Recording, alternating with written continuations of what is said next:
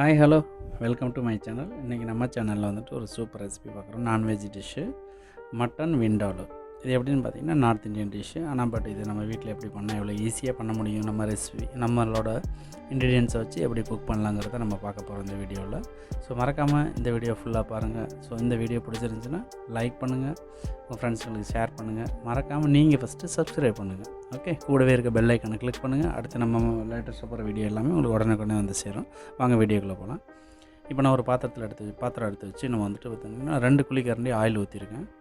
So இது என்னென்னு கேட்டிங்கன்னா, நான்வெஜ்ஜில் வந்துட்டு எப்போயுமே கொஞ்சம் ஆயில் கூட வச்சு சமைச்சோம்னா தான் அதோட ப்ரெசன்டேஷன் ரொம்ப நல்லாயிருக்கும். நம்ம ஆயில் கம்மியாக வச்சு பண்ணோன்னா அது வந்துட்டு என்னென்னா ஒழுங்காக கொதிக்க விடாத குழம்பு மாதிரி அது ஒரு மாதிரி இருக்கும். ஸோ அதனால் எப்போயுமே நான்வெஜ் ப்ரிப்பேர் பண்ணும்போது கொஞ்சம் எப்போவும் விடுற ஆயிலோட கொஞ்சம் சேர்த்து வைங்க ஆயில். அப்போ தான் நமக்கு வந்து அந்த ப்ரிப்ரேஷன் ரொம்ப நல்லா வரும். ஸோ பார்த்திங்கன்னா நம்மளோட ஸ்பைசஸ் எல்லாமே போட்டாச்சு. பட்டை போட்டிருக்கோம், 2 பிரியாணி இலை போட்டிருக்கோம், ஒரு லவங்கம் போட்டிருக்கோம்.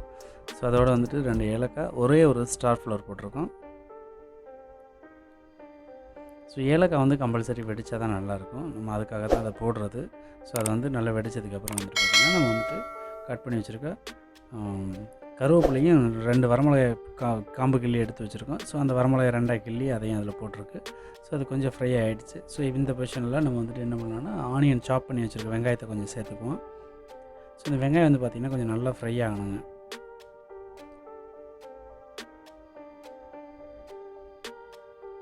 ஸோ இது கொஞ்சம் நல்லா ஃப்ரை ஆகட்டும். நம்ம அது வரைக்கும் கிண்டிக்கிட்டே இருக்கணும். ஏன்னா வந்துட்டு நம்ம போர்ஷன் அளவு கம்மியாக பண்ணுறதுனால உங்களுக்கு கொஞ்சம் விட்டிங்கன்னா கூட வந்துட்டு தனியாக இருக்க வெங்காயம்லாம் கருகும். அதனால் கிண்டிக்கிட்டே இருந்திங்கன்னா ஒரே மாதிரி எல்லாமே ஃப்ரை ஆகும். ஸோ அதுக்காக தான் நம்ம கிண்டிக்கிட்டே இருக்கணும்னு சொல்கிறது.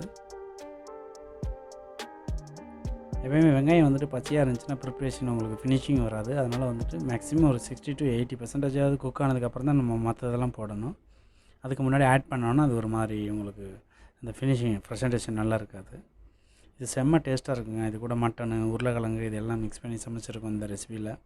ஸோ ஈஸியாக இருக்கும் வீட்டில். இதுக்கு முன்னாடி என்ன பண்ணணும்னா நீங்கள் வந்துட்டு ஒரு குக்கரில் வந்துட்டு மட்டன் போட்டு அது கூட உங்களுக்கு உருளைக்கிழங்கு எவ்வளோ தேவையோ அதை போட்டு நம்ம வந்து வெறும் உப்பு, இஞ்சி பூண்டு பேஸ்ட் கொஞ்சம் போட்டு நம்ம குக் பண்ணி எடுத்து வச்சிட்டோம்னாலே போதும். ஸோ அதுக்கப்புறம் இது சிம்பிள் தடுக்கா போடுற மாதிரி தான் இந்த ரேஷியோ ரெடி பண்ணுறது.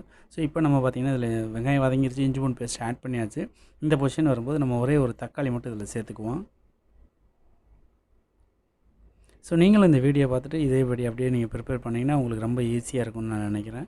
ஸோ வீட்டில் ட்ரை பண்ணி பாருங்கள்.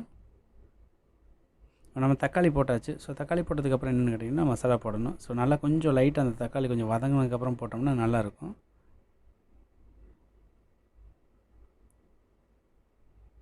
எப்போயுமே நான்வெஜ்ஜில் நான் நிறைய வீடியோஸில் சொல்லியிருக்கேன் உங்களுக்கு. ஸோ நான்வெஜ்ஜுக்கு ப்ரிப்பேர் பண்ணும்போது என்ன டிஷ்ஷாக இருந்தாலும் லைட்டாக வந்துட்டு நீங்கள் மஞ்சத்தூளோட தான் ஆரம்பிக்கணும். ஏன் அப்படின்னா அது வந்து நமக்கு ஒரு ஆன்டிபயோட்டிக் ப்ளஸ் வந்துட்டு அதோட கவிச்சி வாடைகள் கம்மியாக இருக்கும். அதுக்காக வந்துட்டு மறக்க வேணாம். எப்போயுமே நீங்கள் நான்வெஜ் சமைச்சிங்கன்னா அதை நீங்கள் ஆட் பண்ணிக்கோங்க. இப்போ வந்துட்டு பார்த்திங்கன்னா சில்லி பவுடர் போட்டிருக்கோம். ஸோ மிளகாத்தூள் போட்டிருக்கோம், அதுபோக மல்லித்தூள் போட்டிருக்கோம், கொஞ்சம் சோம்பு பவுடரும் போடுறோம். அதுக்கு முன்னாடி ஃபஸ்ட்டு வந்துட்டு நம்ம மஞ்சத்தூள் போட்டோம். இப்போ கொஞ்சம் பிளாக் பெப்பர் ஆட் பண்ணியிருக்கோம். ஸோ இதுக்கப்புறம் கொஞ்சமாக வந்துட்டு சால்ட் ஆட் பண்ணிவிட்டு இதை ஃபுல்லாக வந்துட்டு இந்த பச்சை வாடை போகிற வரையும் நம்ம வந்து கிண்டிக்கிட்டே இருக்கணும். இந்த மசாலா வந்துட்டு இதில் இருக்க அந்த வெங்காயம், தக்காளி அந்த ஈரத்துலேயே வந்துட்டு வதங்கும். எப்போவுமே நீங்கள் மசாலா போடும்போது வந்துட்டு ஃப்ளேமை வந்துட்டு கம்மி பண்ணி வச்சுட்டு போட்டிங்கன்னா தான் உங்களுக்கு நம்ம போட்டிருக்க மசாலா இல்லை டைரெக்டாக பாத்திரத்தில் விழுந்தால் கூட வந்துட்டு கருகாமல் இருக்கும். நீங்கள் ப்ரிப்ரேஷன் ஃப்ளேம்லேயே வச்சு பண்ணும்போது வந்து பார்த்திங்கன்னா உங்களுக்கு அது ஒரு மாதிரி டார்க் ஆகும். அதுக்காக தான் சொல்கிறது. ஸோ இந்த பொசிஷன் பாருங்கள் வதங்கிருச்சு. நம்ம வந்துட்டு இந்த மட்டனை குக் பண்ணி வச்சோன்னு சொன்னோம் இல்லைங்களா, மட்டன், உருளைக்கிழங்கு இது எல்லாமே.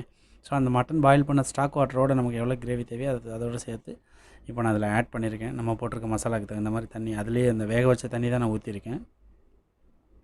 ஸோ நீங்களும் அதே மாதிரி மட்டன் இந்த மாதிரி பண்ணும்போது என்னென்னு கேட்டிங்கன்னா தண்ணி நிறையா வச்சிட வேண்டாம். எவ்வளோ குழம்பு தேவையோ அதுக்கு தகுந்த மாதிரி மட்டனில் தண்ணி வச்சிங்கனாலே போதும்.